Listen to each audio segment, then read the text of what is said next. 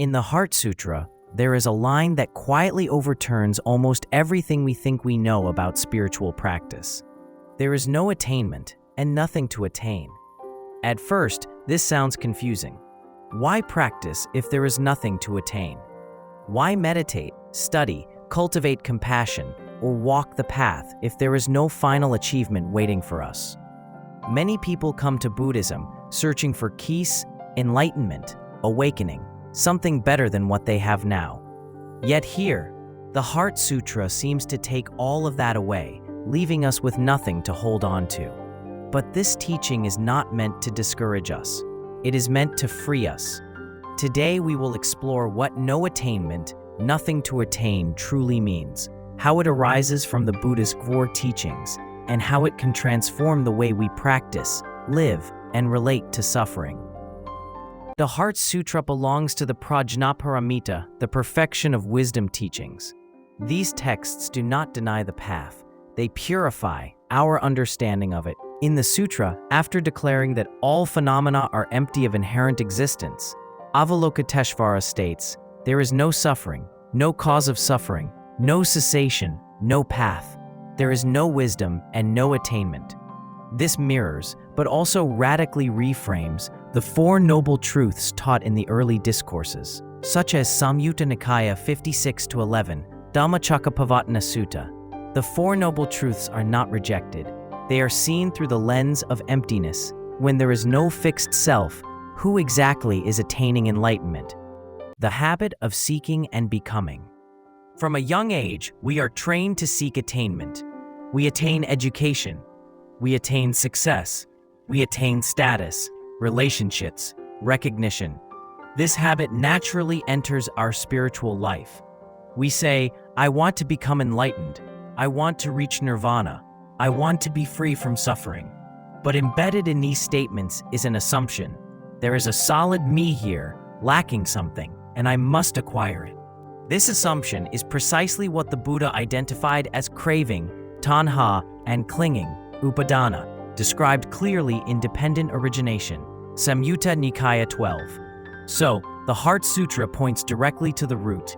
As long as practice is driven by the idea of attainment, suffering quietly continues. Early Buddhist roots, letting go of attainment. The idea of nothing to attain is not unique to Mahayana. In Udana 8.1, the Buddha speaks of nibbana as, there is monks, an unborn, unbecome, unmade, unconditioned. This is not something constructed or achieved through accumulation. It is revealed when conditions are released. In Majjhima Nikāya 22, the Buddha compares the Dhamma to a raft, useful for crossing the river, but not to be carried on one's head afterward. Even the path itself is not something to cling to. So when the Heart Sutra says, no attainment, it echoes this same wisdom. Liberation is not gained, it is uncovered. A simple analogy, cleaning a window. Imagine a window covered in dust. You might say, I want to attain clarity. But clarity is already there.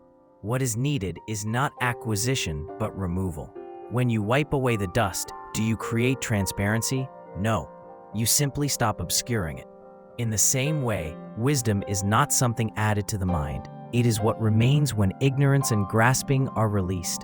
This is the spirit of nothing to attain. Meditation and the trap of achievement. Many practitioners struggle in meditation because they secretly turn it into a project. I should be more peaceful. I should have fewer thoughts. I should reach a deeper state. Each should is a form of becoming. In Satipatthana Sutta, Majjhima Nikāya 10, the Buddha instructs practitioners to observe phenomena as they are, not as they should become.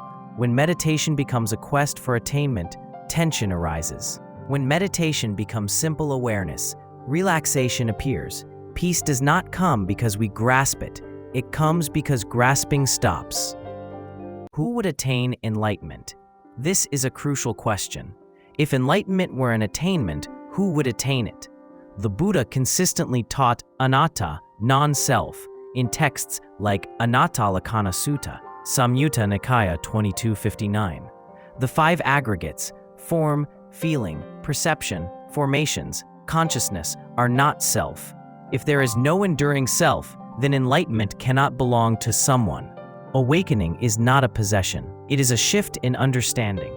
The Heart Sutra makes this explicit by saying, there is no wisdom and no attainment. Even wisdom is empty of ownership. The paradox, practice without a goal. At this point, a natural question arises. If there is nothing to attain, why practice at all? The answer is subtle. We practice not to become something else, but to see clearly what is already happening. In Anguttara Nikāya 4.170, the Buddha speaks of letting go not only of unwholesome states, but also of wholesome ones. When their work is done, practice is functional, not accumulative. You walk the path until walking is no longer needed. A modern example, chasing happiness. Consider how people chase happiness. They believe, if I get this job, I'll be happy. If I fix myself, I'll be at peace. Even spiritual happiness can become another object of desire. But notice moments when happiness arises naturally, while watching a sunset, listening to music, or sitting quietly. In those moments, were you attaining happiness? Or was happiness present because striving paused? The Heart Sutra invites us to notice this directly. Bodhisattvas and non-attainment. The Heart Sutra says, because there is no attainment, the bodhisattva relies on Prajñāpāramitā, and the mind is without obstruction. This is profound. A bodhisattva does not practice to secure personal enlightenment. They practice with openness, compassion, and non-clinging. Because they are not trying to get somewhere, fear dissolves. This aligns with Vimalakirti Nirdesha Sutra, where awakening is described as freedom from all fixed positions, even spiritual ones. Fear comes from wanting to arrive. Why does fear persist on the spiritual path? Because we are afraid of failing to attain something. What if I never awaken? What if I'm doing it wrong? The Heart Sutra directly addresses this. With no obstruction in the mind, there is no fear. No obstruction means no grasping at attainment. When there is nothing to achieve, there is nothing to lose.